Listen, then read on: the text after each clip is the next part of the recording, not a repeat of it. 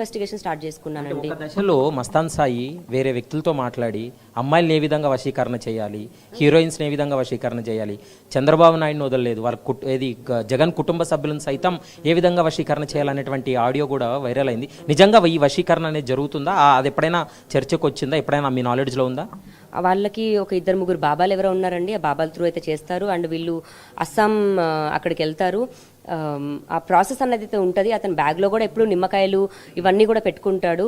And ముఖ్యంగా నేను చెప్పాలనుకుంటుంది, మొన్న 130 గ్రాములు కూడా తీసుకొచ్చారండి.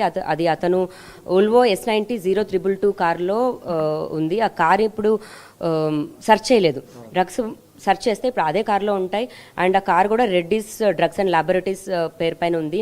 మరి వీళ్ళ కార్ కనుక కొనుక్కుంటే ఇంకా ఎందుకు పేరు మార్చలేదు అంటే, ఇప్పుడు అదే కార్లో ఇప్పుడు డ్రగ్స్ దొరికేస్తే మొన్న ఫ్రెండ్స్ చెప్పిన మాట మళ్ళీ మన కార్ కాదు కదా, మన పేరు మీద లేదు కదా, సరే ఏంటి అని మేము మళ్ళీ కంప్లైంట్ ఇచ్చి చూడగా ఆ కార్ నిజంగానే రెడ్డిస్ డ్రగ్స్ అండ్ ల్యాబొరేటరీస్ పేరు పైనే ఉంది. మరి ఇప్పుడు ఆ కార్స్ వెతకాలి, ఆ డ్రగ్స్ అన్నది ఖచ్చితంగా చూడాలి. 137 గ్రాములు ఉంది, ఇంకా రోడ్డు పైనే ఉంది. ఆ కాలని నేను అడుగుతున్నానండి.